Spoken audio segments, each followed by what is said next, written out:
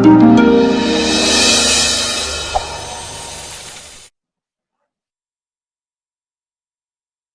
datang di kuliah Survival Analysis. Ini adalah salah satu mata kuliah di program studi Statistika Fakultas MIPA Universitas Indonesia. Saya Sarini Abdullah, dosen pengampu untuk mata kuliah ini. Pada pertemuan kali ini kita akan membahas mengenai apa yang dipelajari pada data survival yang menjadi fokus dari mata kuliah ini, dan juga kita akan melihat beberapa contoh dari aplikasi metode survival pada permasalahan nyata. Oke, sekarang kita lihat apa yang menjadi fokus dari mata kuliah ini. Intinya adalah kita belajar mengenai waktu. Jadi segala macam pembahasan di kuliah ini akan dikaitkan dengan waktu. Pertanyaannya adalah waktu dari apa? Jawabannya adalah waktu hingga sesuatu terjadi. Disebut juga sebagai time to event. Apakah sesuatu tersebut bisa bermacam-macam, tergantung kepentingan penelitian kita. Sebagai contoh, misalkan di sini adalah kita mau melihat, misalkan waktu sampai seorang anak pertama kali bisa berjalan. Untuk apa kita mengetahui waktu atau distribusi dari waktu seorang anak pertama kali bisa berjalan? Tergantung kepentingannya. Misalkan, untuk seorang pediatrician atau dokter anak, hal ini bisa menjadi dasar dalam merekomendasikan suatu tindakan atau suatu treatment terhadap tumbuh kembang anak. Atau misalkan pada orang tua bisa mendapatkan gambaran ekspektasi pada usia berapa kira-kira anaknya bisa mulai berjalan. Sehingga jika di kemudian hari pada waktu yang diharapkan hal tersebut belum terjadi, maka dapat diantisipasi atau dilakukan pemeriksaan lebih lanjut untuk antisipasi jika terjadi hal-hal yang mungkin tidak diinginkan. Atau contoh lain, misalkan di sini adalah waktu hingga seorang penderita kanker mengalami kekambuhan. Kenapa kita perlu tahu mengenai hal ini? Tentu saja ini kembali sebagai langkah antisipasi. Misalkan seorang pasien sudah dinyatakan sembuh, tapi ada kemungkinan bahwa di suatu waktu ke depan penyakitnya bisa kambuh kembali. Sehingga kita perlu mengidentifikasi misalkan adalah seperti apa sih karakteristik-karakteristik yang dimiliki oleh pasien yang beresiko tinggi untuk mengalami kekambuhan, dan jika terjadi kekambuhan berapa lama kira-kira waktu yang diperlukan semenjak dinyatakan sembuh hingga penyakitnya kambuh kembali.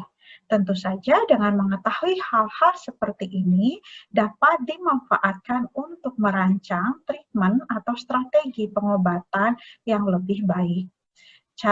Dengan logika yang sama juga kita bisa misalkan mengamati waktu atau mempelajari distribusi dari waktu sampai kesembuhan suatu pasien terhadap penyakit tertentu. Dengan mengetahui hal tersebut, kita bisa melihat misalkan karakteristik seperti apa yang dimiliki oleh pasien yang cepat sembuh, karakteristik seperti apa yang dimiliki oleh pasien yang memerlukan waktu yang lama untuk sembuh, sehingga kita bisa kembali mengidentifikasi faktor-faktor yang mungkin dapat mempercepat waktu kesembuhan pasien dan mengadopsi hal-hal tersebut ke dalam treatment. Atau yang sekarang sedang kita hadapi misalkan adalah kasus COVID yang kita ingin melihat distribusi dari waktu hingga terjadi kematian ataupun distribusi dari waktu hingga terjadi kesembuhan pada seorang pasien yang didiagnosis menderita COVID. Di bidang industri, kita juga kerap menjumpai berbagai permasalahan yang dapat dijelaskan dengan metode survival. Contohnya adalah misalkan kita mau melihat waktu sampai suatu perusahaan dinyatakan pilot. Dan kita bisa mengelaborasi faktor-faktor apa yang terkait dengan waktu hingga perusahaan tersebut dinyatakan pilot. Tentu saja kembali hal ini digunakan dalam atau dapat dimanfaatkan dalam merancang kebijakan atau dalam mengevaluasi kesehatan dari suatu perusahaan atau suatu institusi. Di bidang industri yang lain, misalkan pada layanan ojek online atau layanan pesan antar makanan secara online. Tentu saja mereka sangat berkepentingan untuk bisa memberikan layanan yang cepat dan tepat. Sehingga jika jika waktu layanan yang mereka berikan meleset dari apa yang dijanjikan, tentu hal ini akan mengecewakan pelanggan dan membuka peluang pelanggan untuk berpindah ke provider lain. Tentu hal ini akan merugikan perusahaan. Oleh karena itu, mereka harus mampu memahami distribusi dari waktu-waktu pelayanan yang diberikan kepada pelanggan sehingga mereka bisa memberikan suatu promosi yang dapat dipenuhi pelaksanaannya sehingga pelanggan merasa puas karena apa yang dijanjikan sesuai dengan apa yang diberikan oleh perusahaan. Dengan demikian perusahaan tentunya mengharapkan akan dapat meningkatkan profit yang mereka dapatkan. Atau contoh lain misalkan pada bidang engineering, suatu perusahaan penghasil barang-barang elektronik perlu memodelkan dengan baik waktu atau masa pakai dari produk elektronik yang mereka miliki. Kenapa begitu?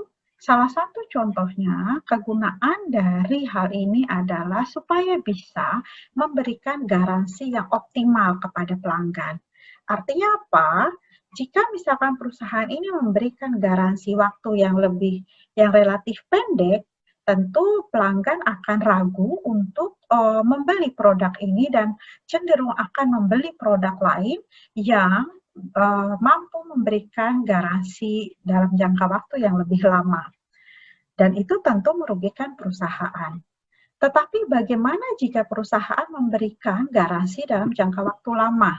Dan pada kenyataannya, ternyata barang-barang tersebut rusak lebih cepat dibandingkan waktu garansi yang diberikan. Tentu perusahaan juga akan merugi karena akan banyak sekali klaim yang diajukan. Sehingga supaya mengurangi kerugian-kerugian semacam itu dan meningkatkan keuntungan dari perusahaan, haruslah dipahami benar-benar bagaimana distribusi dari waktu masa pakai alat elektronik yang mereka hasilkan, sehingga mereka bisa memberikan kebijakan yang sesuai dan pelanggan pelanggan merasa bahwa kebijakan yang diberikan itu sesuai dengan apa yang terjadi, sehingga meningkatkan kepuasan pelanggan. Demikian juga misalkan pada layanan keluhan pelanggan, seberapa cepat perusahaan mampu menyelesaikan permasalahan yang diajukan oleh pelanggan. Seandainya mereka menjanjikan bisa diselesaikan dalam waktu 2 hari, namun kenyataannya jauh lebih lama dari itu, tentu akan mengecewakan. Sebaliknya, jika mereka menjanjikan bisa diselesaikan dalam waktu 5 hari, tentu sudah banyak kekecewaan terlebih dahulu dari pelanggan, padahal sebenarnya mereka bisa menyelesaikan lebih cepat, misalkan 4 hari. Nah, tentu untuk bisa menghasilkan taksiran yang cukup akurat, harus benar-benar dipahami pola karakteristik distribusi dari waktu-waktu tersebut. Ini adalah beberapa contoh area yang dapat kita aplikasikan metode yang dipelajari pada kuliah ini untuk meningkatkan atau mengoptimalkan kinerja yang diharapkan dari permasalahan di bidang tersebut.